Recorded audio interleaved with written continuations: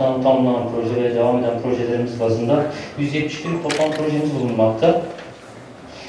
109, %63'ünü kapsamakta genel dilimin.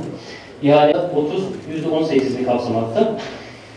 Sektörel TL proje tutarları, sağlık alanında 14 projemiz bulunmakta. Demiştik zaten 5 milyar 96 milyon 942 bin 7 TL toplam proje miktarlarımız.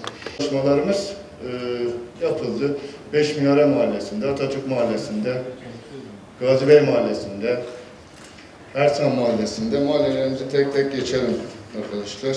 Bitlis Belediyesi'ne ve Bitlis iline içme suyunda %40 avantaj sağlar. Bunu kullanıp arazilerini suluyorlardı. İnşallah bu yıl bundan da kurtulmuş olacağız.